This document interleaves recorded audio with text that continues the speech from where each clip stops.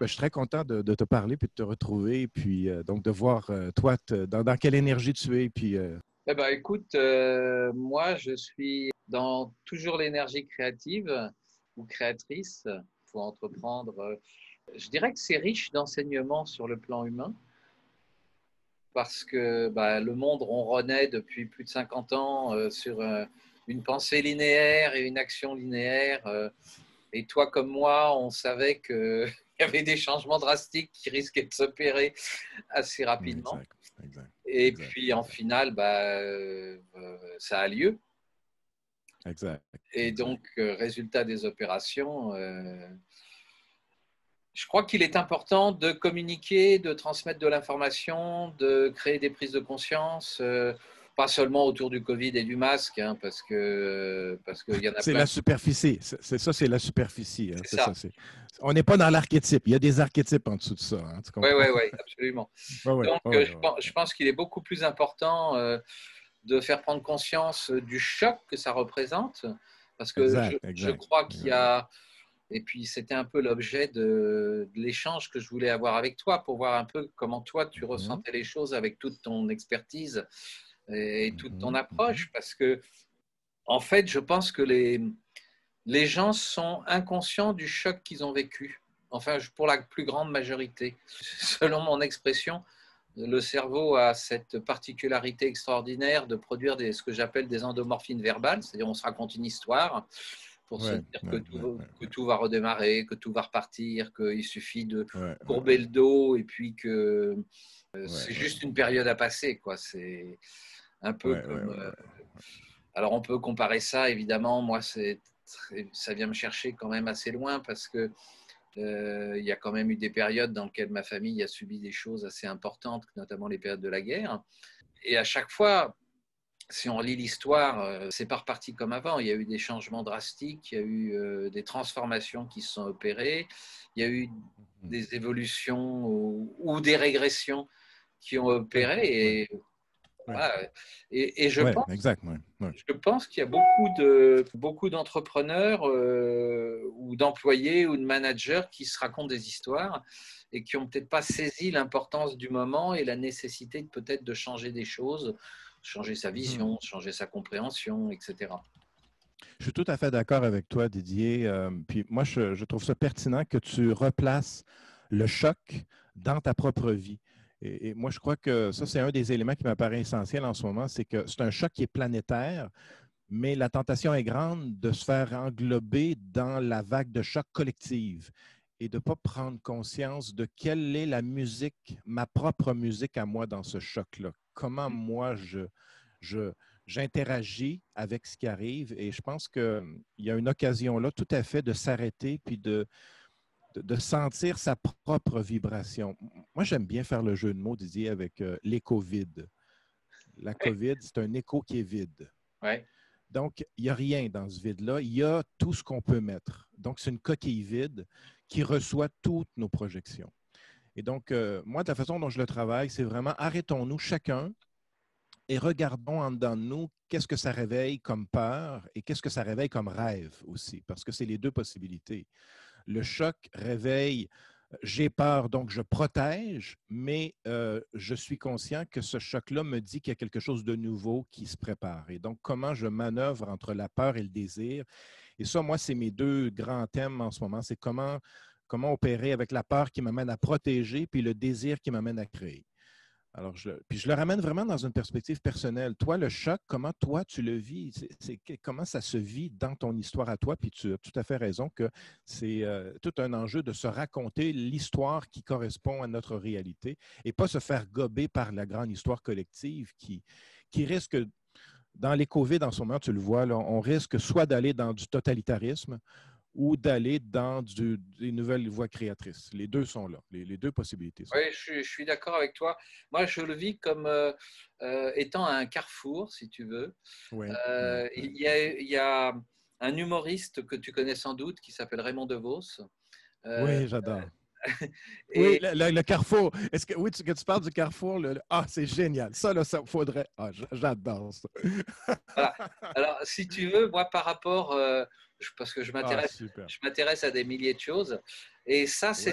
cette histoire de Raymond DeVos, du rond-point, hein, du carrefour, où Oui. il tourne Puis en rond. regarde, excuse-moi, Didier, regarde le jeu entre un carrefour qui est carré puis un rond-point qui est rond. Ouais, Ça, c'est un autre niveau où on est en train de vivre un choc. C'est le rond et le carré. Moi, j'appelle ça le temps rond puis le temps carré qui se choquent en ce moment aussi. c'est ça.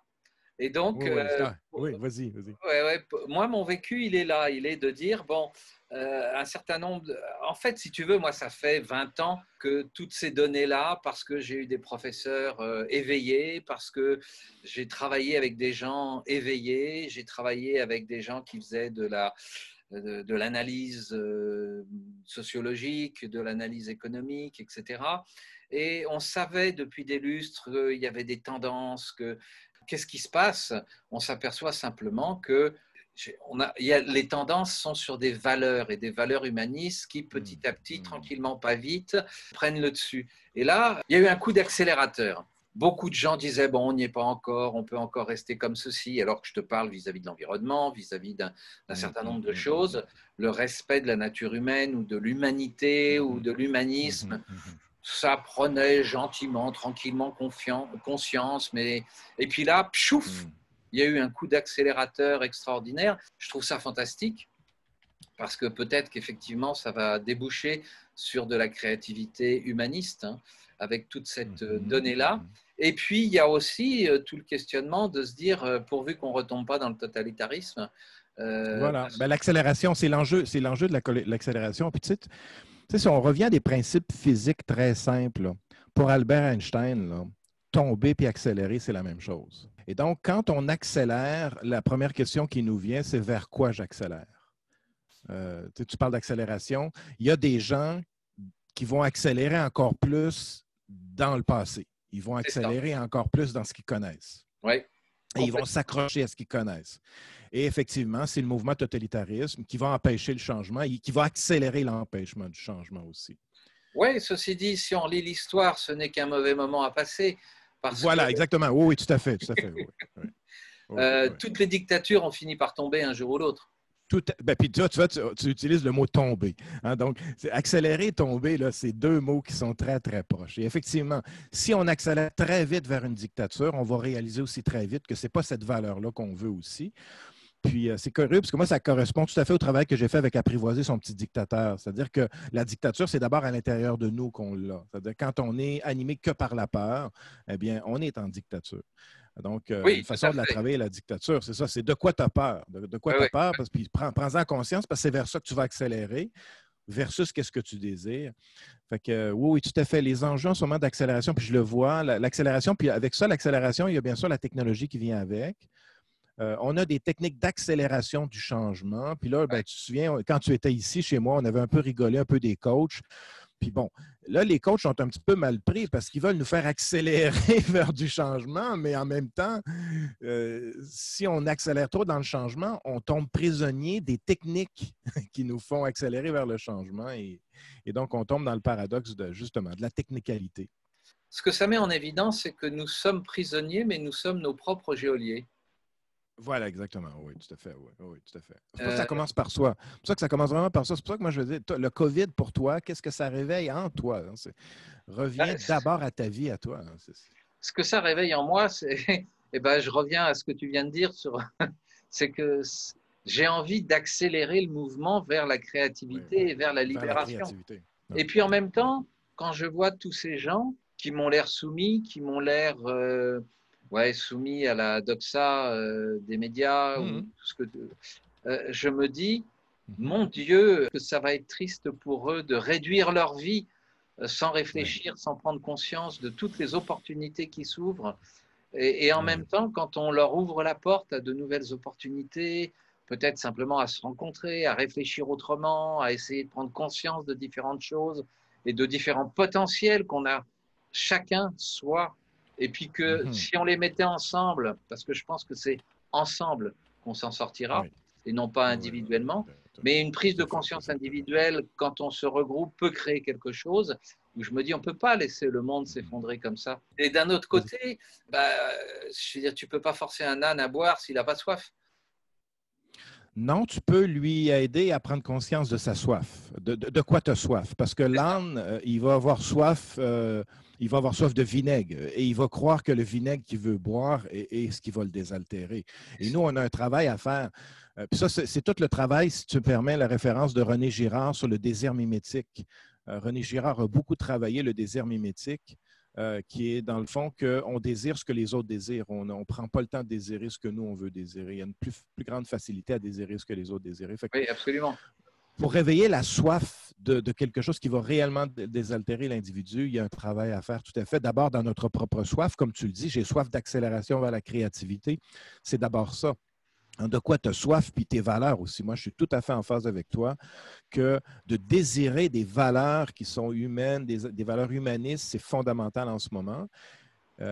Comment redonner le goût aux gens de l'humanité, finalement? Parce que là, on est aussi dans une phase où on a l'impression que l'humanité est mauvaise, l'humanité va détruire la nature et tout ça. Fait que je pense qu'à un moment donné, il faut se réconcilier avec notre propre nature. Oui, il y a dans nous quelque part quelque chose qui veut détruire. Oui, ça fait partie de nous, la destruction, et de pouvoir nous réconcilier avec ça. Dans les autres éléments aussi que... Oui, ce que tu dis est très paradoxal parce qu'en fait, il y a, effectivement, c'est comme si les gens voulaient détruire l'instant auquel ils sont soumis, tout en voulant conservant le passé avec un espoir d'avenir. Tu vois C'est très fort, ça. C'est très fort. Puis ça, tu touches le thème du temps.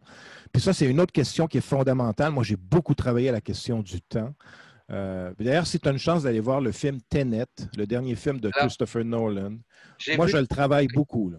Ouais, moi, je suis complètement. Moi, ça rentre totalement. Parce que moi, j'aime beaucoup travailler avec les films. Dans ma façon de travailler, j'aime beaucoup ça. Et Tenet est une belle illustration des mouvements contradictoires, effectivement, de je veux créer, mais en même temps, il y a quelque chose qui veut détruire et ça fait partie de l'humanité. Il y a une partie de moi qui veut aller vers le futur, mais il y a une partie de moi qui craint le futur et ce futur que je crains m'attaque. Alors, et la question que je me pose, c'est que, est-ce qu'au fond d'eux, en fait, les gens, ce qu'ils veulent détruire, est-ce que c'est la porte d'accès au futur ou c'est la porte pour fermer le passé, tu vois, pour dire… c'est très fort, ça. C'était fondamental, ça, Didier. C'est fondamental, ça. Qu'est-ce que tu veux détruire? Qu'est-ce que tu veux protéger? Parce que quand tu veux détruire quelque chose, c'est souvent parce que tu veux protéger quelque chose. Oui. Et si tu me permets de faire une allusion au film Tenet, dans le film Tenet, tu as deux énergies. Tu as l'énergie de l'homme qui est un oligarque russe. Bon, il caricature un peu, mais c'est un archétype de l'homme qui sait qu'il va mourir parce qu'il a un cancer. Donc, cet homme qui veut mourir, c'est pas qu'il ne veut pas mourir, il va mourir. Il dit, moi, je vais disparaître et je vais faire disparaître toute l'humanité. Parce que moi, je vais disparaître, je vais faire disparaître tout le monde. Donc, lui, d'une certaine façon, sa destruction, c'est comme moi, je vais être détruit, je vais détruire tout le monde, mais c'est quelque chose qui est extrêmement égoïste. Et tu as l'autre côté, les autres énergies qui disent, ouais, OK, moi, je serais prêt à mourir. Puis d'ailleurs, c'est comme ça que le film commence. Là, je ne te révèle pas de punch, là, mais l'homme, le protagoniste, il a à choisir entre tu peux mourir, je te donne une pilule de cyanure, tu pourrais te tuer, ou tu pourrais révéler où sont tes amis. Et donc, ça, c'est un enjeu fondamental. C'est-à-dire, est-ce que je défends une valeur de mon ego ou je défends la valeur de l'humanité? Et donc, il est confronté à ça. Et là, ben, son choix, je ne te révélerai pas le punch, mais c'est le choix qui l'amène à vivre son histoire. Qu'est-ce que tu veux détruire? Qu'est-ce que tu veux protéger? Là, moi, ça m'apparaît des questions fondamentales. Puis c'est en lien avec la dictature. Pour moi, un dictateur, c'est celui qui reçoit les pleins pouvoirs. Quand j'ai peur, à qui je donne mon pouvoir? Donc, si j'ai peur, à qui je donne mon pouvoir? À une technologie, à mon ego? En tout cas, c'est des questions de fond en ce moment parce que les gens ont peur. Oui. De les amener à prendre conscience quand tu as peur, qu'est-ce que tu veux protéger et par le fait même, qu'est-ce que tu vas détruire en protégeant trop? Parce que comme tu le dis, si je protège trop le passé, le futur n'arrive pas. C'est ça. Le futur n'arrive jamais. Absolument. On essaye de reproduire. Exactement. Puis ça, c'est toute la dynamique du clonage. Là. Quand tu vas chercher l'archétype du clone, là, puis ça, Star Wars, la série Star Wars l'a aussi beaucoup mis en relief, parce que j'utilise beaucoup cette mythologie-là aussi. C'est le clone. Le clone, c'est ça un virus aussi, d'une certaine façon. Un virus, c'est ce qui se reproduit toujours de la même façon pour se copier. Et là, on a des enjeux de fond aussi avec l'archétype même du virus. Le virus, c'est une énergie qui se copie, qui ne crée pas, mais qui peut emmener l'hôte qui reçoit, parce que l'hôte, nous, on est l'hôte du virus. Absolument, oui. Nous, on peut créer.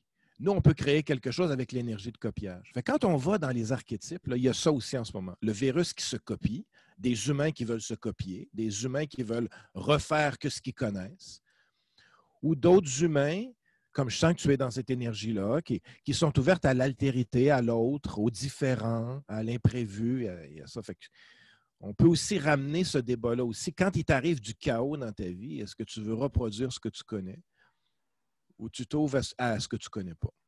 Et c'est là c'est tout le travail que j'ai fait avec Danser avec le chaos. Il est bien évident que quand un chaos se présente, on peut avoir un moment de choc, un moment de sidération. Et puis, en fonction de la façon dont on est connecté au niveau psychoneurologique, eh bien, il y en a qui, effectivement, vont s'effondrer. Et puis, il y en a qui vont dire, ben non, il y a quelque chose d'autre de possible. Et ce futur possible, ce qu'on pourrait appeler ce futurible, si on voulait faire un néologisme, eh ben, j'aime bien, ouais. C'est la possibilité justement de se dire, OK, je ne sais pas ce qui est possible, mais je vais m'ouvrir au possible. Et ce dont on s'aperçoit, eh ben, c'est que plus je collecte de l'information qui peut être contradictoire, qui peut être complètement disparate, plus je m'enrichis et plus mon cerveau va me fabriquer des futurs possibles. Voilà. Ah, c'est très beau ce que tu dis. Je suis tout à fait en phase avec toi. Tout à fait. C'est la biodiversité de la pensée. C'est la biodiversité de la pensée. Et je pense, si tu veux, qu'aujourd'hui, la plupart des dirigeants, des managers ou même des employés ne sont pas dans cette dynamique psychoneurologique, dans cette dynamique mentale de s'ouvrir à des milliers d'informations différentes qui n'ont peut-être rien à voir avec la situation actuelle, qui sont tournées vers le passé, tournées vers le futur, l'analyse du présent, le regard qu'on peut jeter sur la nature simplement parce que en fait, la nature, même quand tu as une bombe atomique, on le voit avec des endroits comme Hiroshima ou d'autres, la nature a repris ses droits, peut-être qu'elle s'est transformée, peut-être qu'elle a récupéré, peut-être qu'elle est redevenue comme avant, mais en tout état de cause, elle a survécu. Quand tu vois qu'à la suite d'un volcan en éruption, tu as des petites pousses qui traversent la lave qui s'est refroidie, donc on sait que pourquoi croire que nous n'avons pas ces possibilités de rejaillir et de retransformer les choses. Tout à fait. Oui. Et c'est cette intime conviction où j'arrête pas de dire aux dirigeants, enrichissez-vous d'un maximum d'informations qui peut-être n'ont rien à voir, rencontrez des gens qui ne pensent pas comme vous, qui ne voient pas les choses comme vous, pour vous créer un certain nombre de connexions, parce qu'on le sait en plus en neurologie, en psychoneurologie, plus tu t'enrichis, plus tu développes ta culture, plus tu crées des connexions, et plus tu crées des connexions, plus tu développes des potentialités et des possibilités. Voilà. Et je crois qu'on est à cet instant-là de ceux qui vont rentrer dans ce courant-là, puisqu'aujourd'hui les sciences nous l'expliquent sans aucun problème, et puis de ceux qui vont... Alors ce que tu disais tout à l'heure, ils vont rester ancrés sur leur ego, comme tu parlais du film tout à l'heure. Est-ce que je défends mon ego? Est-ce que je défends un futur possible qui peut être meilleur, même si j'en viens à mourir? Ah, voilà, exactement. Puis ça, là, écoute, ça, Didier, là, c'est au cœur là, des recherches d'une psychanalyste qu'on connaît beaucoup, c'est-à-dire qu'on connaît vraiment pas beaucoup parce qu'elle est restée dans l'ombre de Carl Gustav Jung. Cette femme-là s'appelle Sabina Spielrein. Puis là, je prends des notes en te parlant parce que je veux vraiment revenir sur ces recherches. Puis, OK. L'hypothèse de Sabina Spielrein est très, très simple. Sabina Spielrein, c'est la première patiente de Jung, une des premières patientes de Jung. Son hypothèse à elle, c'est que la pulsion de vie, celle qui nous pousse à donner la vie, le désir de donner la vie, est contradictoire parce qu'en donnant la vie, on crée des entités qui ont la possibilité de nous survivre. Et ça génère très, très inconsciemment une peur du descendant. Ah oui? Freud a beaucoup mis l'accent sur la peur d'être mangé par la mère ou de la rivalité du père du passé, tout ça. Mais Sabina Spielrein, sa recherche est très, très... Ça s'appelle La destruction comme cause du devenir, son article. Je t'enverrai la référence. Mais son hypothèse est très simple. la pulsion de désir porte en elle la pulsion de mort parce qu'en donnant la vie, on crée des gens qui vont nous survivre. Et inconsciemment, on a un peu peur d'eux. C'est-à-dire les survivants, on a une angoisse par rapport à eux, mais c'est une angoisse jamais qu'on nommerait. C'est-à-dire, moi, mon enfant, je l'aime, j'adore ma fille, c'est j'adore ça, mes... oui. C'est ça. Mais dans une perspective plus globale, tous mes descendants, d'une certaine façon, je les vois comme mes rivaux. Alors ça, là, c'est très, très difficile à concevoir parce que c'est un paradoxe de la pensée. J'ai un élan qui donne la vie, mais en même temps, j'ai peur de la vie que je donne. Alors, Donc, en tout cas, je te révèle... c'est ce qui expliquerait ce côté dictature, à savoir que je bloque la situation présente pour la posséder à tout Exact. niveau, pour Exact. éviter de perdre mon pouvoir et de perdre ma situation, Exact. alors que Exact. de toute façon, la dynamique de la vie, en donnant la vie, Voilà. je sais que de toute façon, je la conduis vers ce qu'on pourrait appeler la mort, dans la mesure où on ne croit pas qu'il y a autre chose après. C'est tout à fait ça, Didier. Puis tu me permets de revoir à nouveau le film Tenet, parce que moi, c'est un film qui m'a complètement déstabilisé. Le protagoniste, justement, il y a un enfant. Puis je ne te révélerai pas les punchs, là, mais il y a un enfant qui est en jeu dans ce film-là. Ouais. Et cet oligarque qui dit, ben moi, mon descendant, il ne me survivra pas, eh bien, je l'emmène avec moi dans ma mort aussi. Alors, non, il y a toute une réflexion à faire sur c'est le désir, finalement. C'est revenir sur la notion de désir. Est-ce que tu es capable de transformer ton désir qui va te permettre de travailler pour les descendants, travailler pour des gens que tu ne verras jamais? Et là, Didier, on revient sur toute la beauté de la cathédrale, hein, les constructeurs de cathédrales, comment c'était beau, comment le constructeur de cathédrale qui mettait sa pierre, mais il ne voyait jamais la cathédrale au bout. Oui, mais il savait qu'il construisait une cathédrale. Voilà, voilà. Et c'est ce désir de cathédrale. Moi, j'aime beaucoup te retrouver parce que moi, c'est ça que j'ai envie qu'on retrouve, c'est le désir de bâtir des cathédrales, mais dans le sens poétique du terme. Participer à des choses qui vont être plus grandes que nous.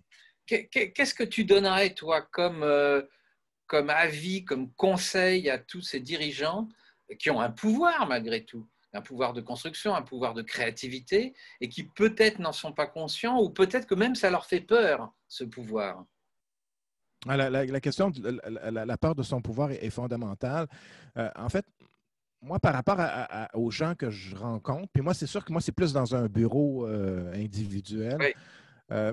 C'est toute la capacité d'accueillir la vie sous toutes ses formes, donc d'être curieux.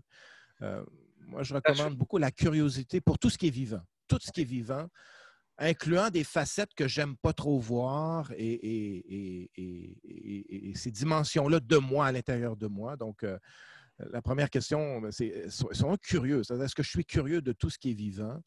Puis toute la capacité de faire du lien. Créer du lien, c'est créer du lien avec ce qui n'a pas de lien, justement. Et donc, la curiosité pour le vivant. Avec ce qui n'a apparemment pas de lien, excuse-moi. Apparemment pas de lien, c'est ça. Mais qui passe par moi. Parce que le lien passe par moi. C'est ça. C'est ça. Mais c'est ça, exactement. Parce que je pense que l'un des points de bascule, c'est ça, c'est de la prise de conscience que tout est interrelié et qu'il y a peut-être des choses qui apparemment n'ont pas de lien avec qui je suis, avec ce que je fais, avec là où je veux aller, alors qu'en fait, il y a du lien avec tout ce qu'on croise. Exactement. Puis c'est ça la force de vie. Si on revient à la force de vie, c'est une force de lien. C'est une force qui fait du lien. Et donc, d'être curieux de comment je fais du lien et comment je défais le lien, parce que dans ma façon d'appréhender le monde, j'organise le monde en équipe. C'est-à-dire, je vois certaines personnes qui sont dans mon équipe, d'autres personnes qui ne sont pas dans mon équipe en fonction de points imaginaire, cette personne-là peut m'apporter quelque chose, donc je la mets dans mon équipe. Cette personne-là ne peut pas m'apporter quelque chose, donc je ne la mets pas dans mon équipe. Donc ça aussi, tu parlais tantôt de se raconter des histoires.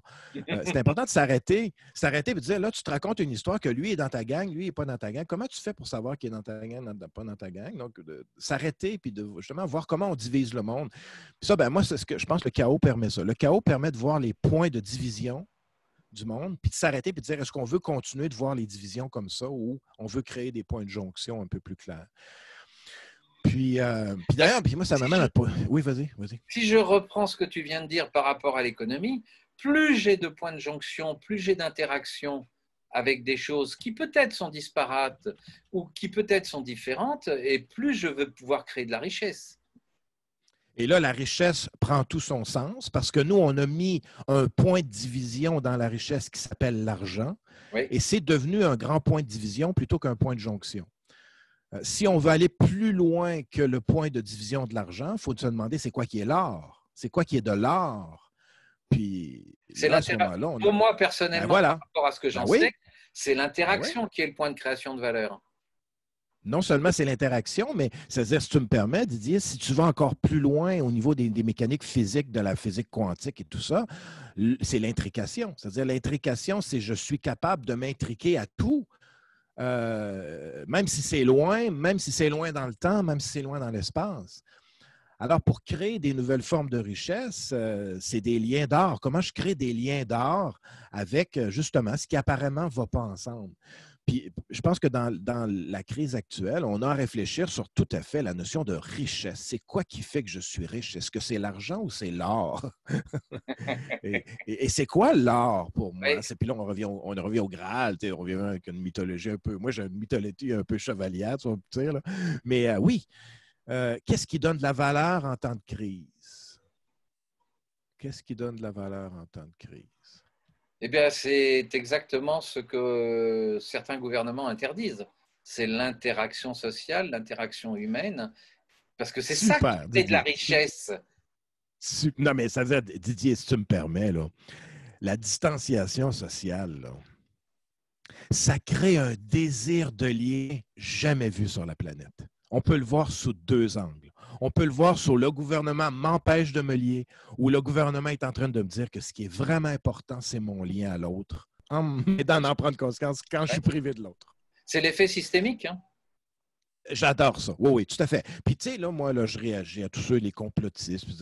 Bon, OK, ils sont mus par la peur. C'est correct. C'est-à-dire, moi, je ne veux pas leur mettre trop d'étiquettes parce que moi aussi, je suis mu par la peur parfois.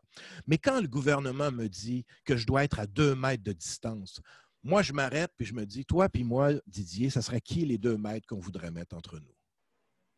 Des maîtres, je ne sais pas, moi, Jung. C'est qui les...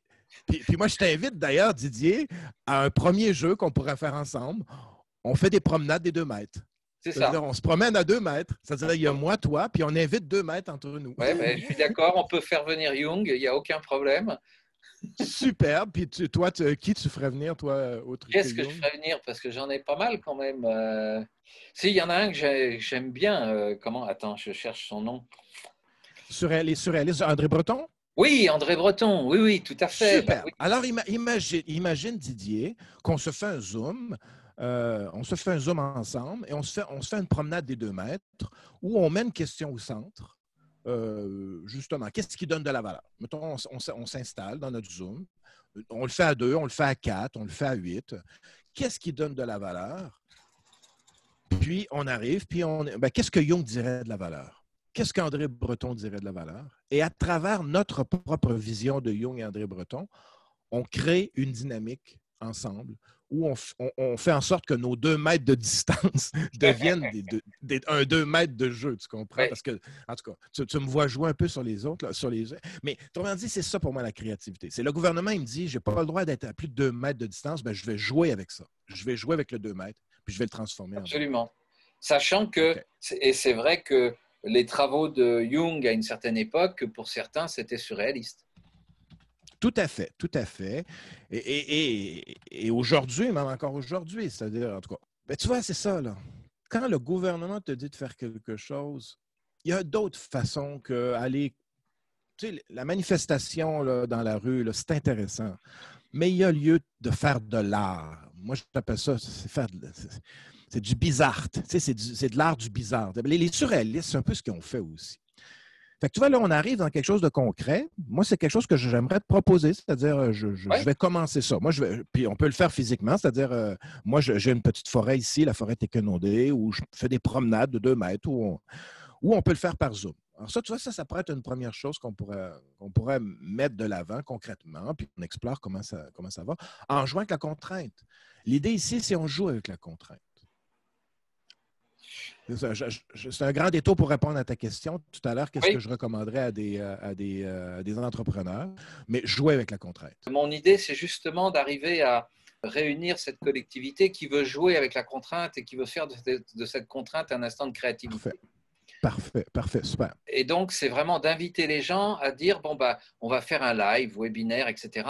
Mais notre but, c'est pas de vous dire ce que vous devez faire, c'est de vous amener dans un momentum où vous allez vous apercevoir qu'on peut jouer avec la contrainte, on peut jouer avec la créativité et que chaque instant de chaos, c'est le moment de réviser nos convictions, nos croyances pour pouvoir se projeter vers un futur possible. Donc, c'est exactement ça, tout à fait.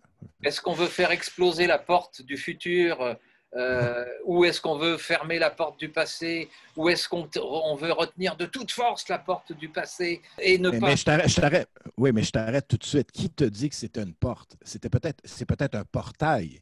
Ah, bah, ça peut… Ou un pont-levis. Ou un pont-levis. Tu vois comment… Quand tu joues avec la contrainte, tu joues même avec le langage dans lequel on a été… Ouais. Alors, tu vois, c'est ce niveau-là, puis je sens exactement que tu es à ce niveau-là, Didier. Parce que là, on travaille au niveau du langage aussi. Et je crois que c'est très important d'amener les gens au niveau du langage parce que je pense que c'est un des déficits de la situation actuelle, c'est que beaucoup de gens n'ont pas les mots pour exprimer et n'ayant pas les mots pour exprimer, ils restent enfermés dans leurs convictions. C'est exactement comme ça que les dictatures s'installent. Une dictature s'installe quand on commence à jouer avec le langage ou en fait à cristalliser le langage. Tu as des travaux très concrets. Victor Kempeler, c'est un Allemand qui a étudié le langage là, avant l'arrivée du nazisme. Là. Puis il a regardé tout ce qui se passait dans le langage. Puis là, la dictature commence d'abord dans les mots, mais c'est important parce que c'est aussi la liberté qui commence avec les mots aussi. Tout à fait. Alors là, je t'ai taquiné un peu avec l'idée de la porte, mais tu vois, ça, c'est le genre de jeu que quand tu joues avec le langage, OK, peut-être qu'on pourrait avoir ça comme pont-levis, comme portail, comme fenêtre. Et là, tout de suite, ton rapport à l'obstacle change. Absolument. Parce que le langage que tu as pour aborder l'obstacle change. Et je suis tout à fait d'accord avec toi que le problème actuel du COVID, les COVID, j'appelle ça les COVID, c'est qu'on n'a pas encore les mots pour capter c'est quoi qu'on rencontre. Parce qu'on rencontre quelque chose de très, très chaotique avec les COVID parce qu'on n'a pas encore de langage. C'est vide. Et en même temps que c'est vide, c'est plein de tout ce qu'on met dans ça. Oui, mais je pense que les gens sont en train de remplir cet éco-vide de tout leur stress, leurs angoisses et leurs peurs accumulées depuis des années. Voilà. Et donc, on peut à la fois aider les gens à remplir leur éco-vide avec de la peur pour dire, regardez, c'est quoi que vous allez protéger, c'est quoi qui est important. Ou on peut remplir l'éco-vide avec du désir. Et ça, c'est Étienne Klein. Moi, j'adore les travaux d'Étienne Klein. Étienne Klein qui va nous dire, colonisons 2050, c'est-à-dire, colonisons dans le sens positif du terme. Comment on va coloniser 2050? Puis c'est drôle qu'on parle de ça parce que moi, à tous les mois, je propose des jeux un peu psychophilo-poétiques. Puis le jeu du mois de septembre que je vais proposer aux gens, c'est imaginons une petite fille, je l'appelle Alice. J'ai vu imaginons un enfant. Je viens juste de lancer ça. Et ça va être tout le jeu du mois de septembre. C'est imaginons qu'une petite fille du futur nous envoie sa liste de cadeaux de Noël de 2050. Qu'est-ce que tu vois dans cette liste de cadeaux? Qu'est-ce que tu vois dans les désirs d'un enfant de 2050? Et donc, ça, c'est une façon de commencer à imaginer l'avenir, pas seulement qu'en avoir peur.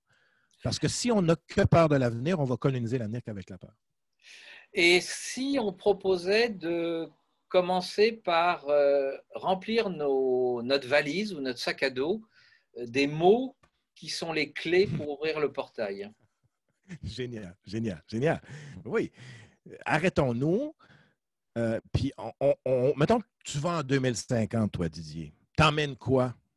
T'emmènes quoi en 2050? T'emmènes quel mot? Imagine qu'en 2050, là, il n'y a plus aucun mot. On a enlevé tous les mots. Il y a un dictateur qui contrôle tous les mots. Et toi, Didier, tu emmènerais quel mot en 2050? Qui est le cas à l'heure actuelle, hein? Oui, je sais. Je ris, mais c'est pas drôle. Mais j'adore ton sens du jeu.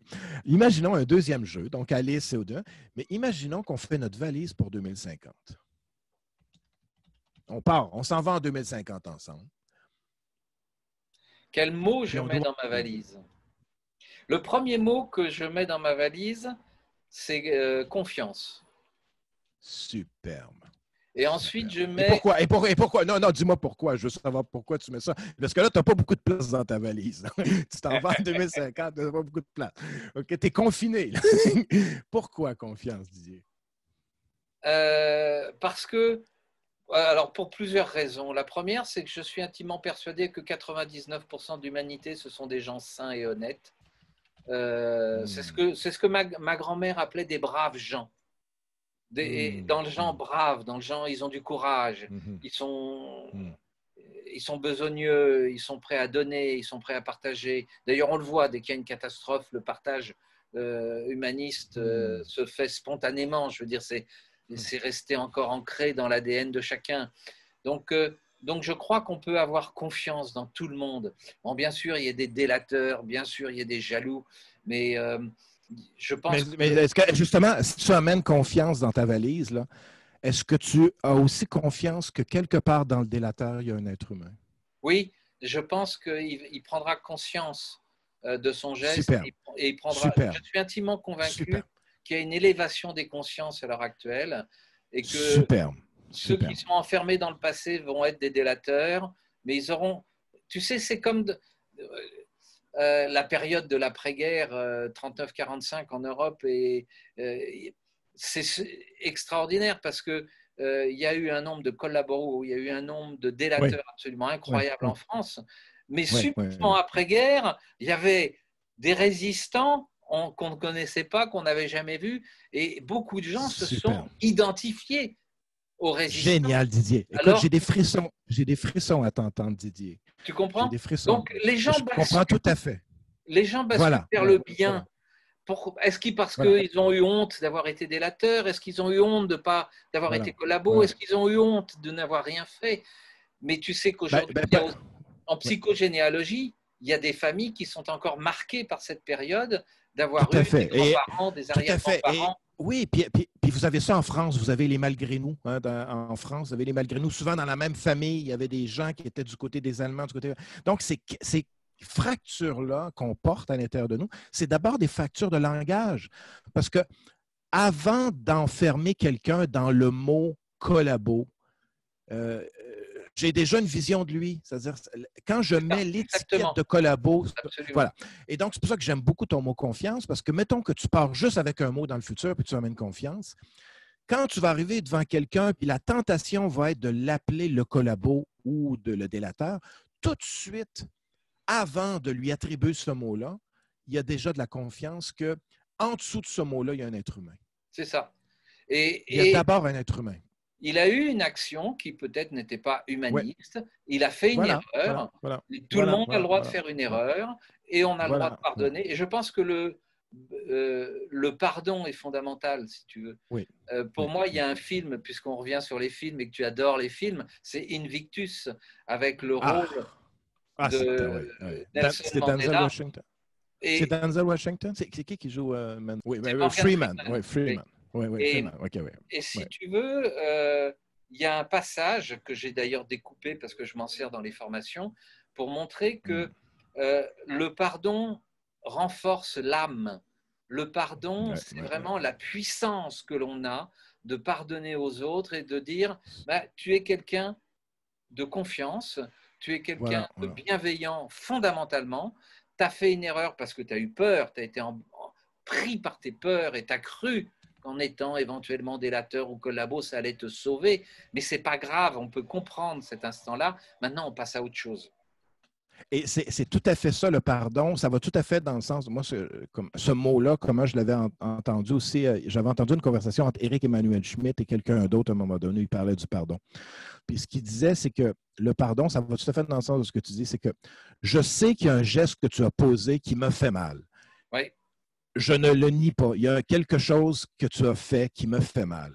Mais je ne t'enfermerai pas dans cet événement-là. c'est ça. Et le pardon, c'est ne pas enfermer les gens dans des choses qu'ils ont fait ou dans des actions qu'ils ont fait, mais de continuellement revenir sur ma relation à l'autre. Et aussi, je pense que la vision de la confiance que tu peux apporter, ou en tout cas, moi, je vois avec le mot confiance, c'est que j'ai confiance en notre relation. J'ai confiance qu'on crée une relation. Absolument. Et ce qui fait que je ne tomberai pas dans le piège de t'es bon, je suis mauvais ou je suis bon, t'es mauvais.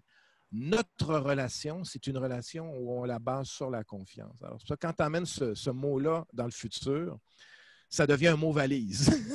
Mais un beau mot C'est ça. valise. Ouais, Génial, génial. et c'est pour ça que, par rapport à cette présentation qu'on vient de faire, j'invite Ouais, un ouais, ouais, maximum de gens à nous rejoindre, ouais, parce que ouais, ce ouais, ouais, ouais. que je voudrais, c'est que ce webinaire, ce soit un débat. Tout à C'est-à-dire fait. que les Ouais. gens qui ont peur, les gens qui n'ont pas confiance, les gens qui se posent des questions puissent tout poser sur la table et puis qu'on puisse, toi, moi et éventuellement d'autres, participer à la construction de cette confiance et à la construction de cette dynamique créative. Qui commence tout à fait dans le débat, et je suis tout à fait d'accord dans cette énergie du débat, où là, les points de vue contraires peuvent se rencontrer, la biodiversité des points de vue peut se rencontrer, pour cheminer vers, je ne sais pas si tu es sensible à l'approche de David Bohm. David Bohm, c'est un physicien qui regagne en popularité. C'était un très, très proche de Einstein. Einstein voyant en David Bohm un de ses continuateurs. Et donc, lui, David Bohm, il a créé une approche qu'il appelle le dialogue. Et le dialogue, c'est encore plus loin que le débat. Le dialogue, c'est de faire en sorte que tous les voix puissent créer quelque chose de nouveau dans l'interaction ensemble. Et donc, ça va encore plus loin que la notion de débat. Il appelle ça le dialogue. Et donc, on pourra inviter les gens là, à aller consulter là, le fonctionnement du dialogue. Mais donc, ça peut aller encore plus loin que le débat. C'est cette idée que quand des êtres se réunissent autour d'une question, il y a quelque chose qui peut émerger des interactions qui n'étaient pas là au début. Qui n'étaient pas là au début quand j'arrive avec mon point de vue. On le sait, là, si on reste juste au niveau du débat, j'arrive avec mon point de vue, puis mon point de vue, puis ton point de vue, puis à un moment donné, c'est un combat de point de vue. Alors que ce que Bohm va dire, c'est que de ce combat de point de vue, il y a une musique, il y a quelque chose qui émerge. Et en tout cas, moi, c'est ce que j'espère qu'on pourra créer Passer dans de la ces événements. cacophonie à l'harmonie. Exactement. Le débat, c'est la notion comment dire, il y a quelque chose de l'ordre de la percussion. La discussion, c'est la percussion aussi. La discussion, percussion, c'est un aspect de la musique. La percussion, c'est une forme. Mais ce que Bon va dire, c'est qu'il y a possibilité d'amener ça dans une musique qui a plus que la discussion et la percussion et qui forme une musique qui est plus grande que nous. En tout cas, moi, c'est ce que j'espère qu'on va pouvoir vivre ensemble. C'est des conversations, des débats, des discussions qui vont conduire à un dialogue qui va être plus grand que les gens.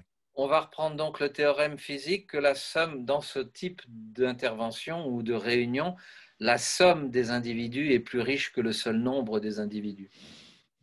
Et ça demande une certaine humilité de se présenter dans des espaces où justement, je ne sais pas ce que je vais rencontrer. Et dans les Oui, groupes que tout à nous fait. allons créer, il y a de nos vulnérabilités qu'on va mettre en mouvement et seulement le pouvoir d'avoir raison, l'humilité de dire je ne sais pas. Oui, Je ne exactement. sais pas je ne sais pas. Vous êtes devant du chaos, je suis dans mon chaos, je ne sais pas. Je ne sais pas. Et moi, je crois beaucoup à cette force du je ne sais pas pour que l'écho vide puisse vibrer d'une nouvelle façon. Oui, parce que le je ne sais pas, c'est l'ouverture au possible. Ouais, ouais, Alors que ouais. si je me replie sur je sais, c'est comme ça, c'est la norme, ce que j'appelle le conformisme, hein, parce que le prochain article que je vais sortir, que je vais publier demain matin, c'est vraiment qui reprend le fait qu'on est prisonnier de la complicité, de la corruption, du conformisme, et puis j'avais un autre mot, et de la complaisance aussi. Oui, oui, oui. Voilà, parce que comme on veut plaire à tout le monde, comme on ne veut pas choquer les choses, si tu veux, et ben du coup, en fait, on est prisonnier de ce système. Parce que, Mais d'après toi, justement, qu'est-ce qui fait que les gens veulent plaire à tout le monde? D'après toi, quel est le désir et derrière ça? c'est ce dont tu parlais tout au début de notre entretien.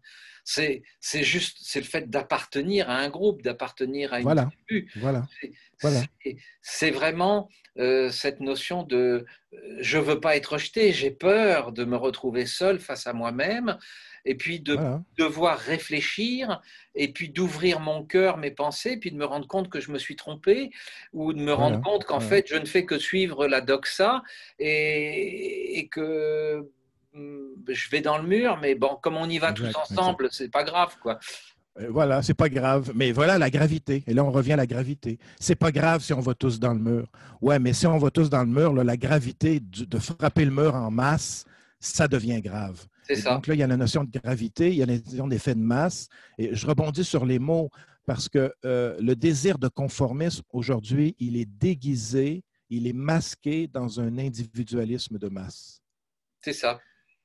Et Et, c'est et, très subtil comment on se conforme à et la comme je masse. dis, il y a un mot qui s'appelle les ailes. Alors, les Hum, ailes, c'est le A de l'audace, hein, mhm, le I de l'innovation, de l'inventivité, le mhm, L de la mhm, liberté et le E de mhm, l'expression.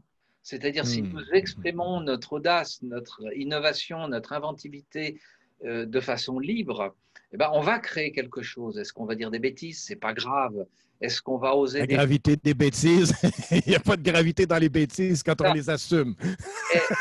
Est-ce qu'on va prendre la bonne direction? On n'en sait rien aujourd'hui de Voilà, quelle est voilà, la voilà, bonne voilà, voilà, direction. Et je voilà, pense voilà. que moi, ce que j'invite les gens à redevenir des héros, mais Ouais, des ouais, héros ouais, dans le sens de porter un espoir, de porter une direction, de porter du sens.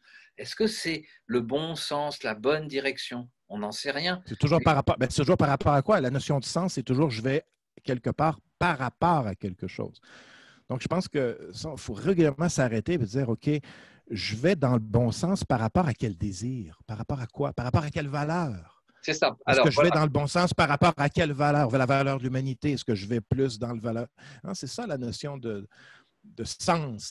Le sens est toujours relatif à un centre de gravité quelque part. oui, et le centre de gravité, je pense qu'il est défini par nos valeurs. Je l'espère, C'est parce ce que que j'en. dans beaucoup de cas, il est défini par la peur. Oui, mais et donc de ce fait, les valeurs qui sont choisies sont des valeurs, ce ne sont pas des valeurs porteuses d'innovation, ce sont des valeurs Conformisme, de confort. conformisme, tout le monde pareil, voilà, exactement, exactement. Et c'est vraiment ce que j'enseigne là autour de la symbiocratie, c'est de dire nos valeurs, notre ambition Ouais, altruiste, notre ouais, culture vont être les ferments, les fondements tout à fait. de ce qu'on pourrait appeler le monde nouveau, qui n'est jamais que le Ouais. monde qui ne fait que se réorganiser à la suite d'un Ben chaos. oui, tout à Ouais. fait. Puis ça, ce nouveau monde post-chaos, ben, le nouveau monde, il porte aussi le chaos. C'est-à-dire, même dans le nouveau, il va y avoir du chaos. Ben oui, s'il n'y a pas de C'est chaos, ça. de toute façon. Ben alors en plus, les physiciens expliquent que le chaos est en fait une forme d'organisation, hein. Ben, justement, j'ai fait des bulles, parce que l'autre activité que je propose aux gens, moi, j'appelle ça des bulles mystères, donc des bulles mystères autour d'une thématique. Et j'en ai fait une, on en a fait une récemment sur le thème chaos et ombre. Et dans cette bulle, ce qui a émergé, c'est que l'équivalent du chaos, c'est la vie.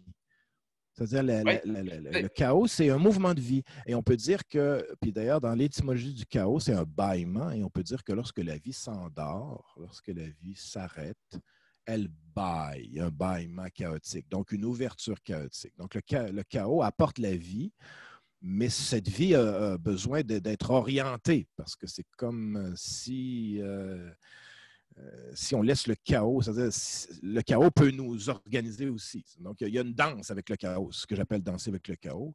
Et d'ailleurs, j'en profite, Didier, moi, mon livre, maintenant, je laisse aller gratuitement pour les gens qui veulent l'avoir. Je l'ai en e-book, je le lance gratuitement aux gens. Donc, parce que moi, c'est ça, c'est une danse. C'est une danse avec le chaos et l'ordre. Et ça, c'est une danse qui est éternelle. Entre l'ordre et le chaos, c'est continuellement une danse. donc pour en revenir au bâillement, laissons la porte entrebâillée. La porte et le portail, parce qu'une fois que la Oui, porte est ouverte, il y a peut-être un portail, un pont-levis et un château quelque part avec un Graal, peut-être. oui. C'est génial de te retrouver, Didier. Moi Euh, aussi, ça me fait bien plaisir. Écoute, ok, bah écoute, je suis absolument ravi. Fait qu'on on lance ça, puis on invite les gens donc qui sont curieux à explorer le chaos sous un autre angle. C'est ça. C'est ça. Puis de voir aussi comment on peut arriver à créer quelque chose en relation. Moi, je crois beaucoup à la force de la relation. Il n'y a que comme ça qu'on arrivera à développer quelque chose. Superbe, Didier. Ben, merci beaucoup pour ce retour. Merci à toi. Au Un moins, retour vers le futur. Retour vers le futur. il y a moins de neige que la dernière fois que je suis venu chez toi. C'est un jour de tempête, hein? Ah ouais, c'était quelque Ah, chose. c'est beau. Ouais, les Ouais, je te tempêtes. souhaite un bel Superbe. après-midi. Toi aussi, à très bientôt, Didier. Merci Jean-François, bye bye. Merci.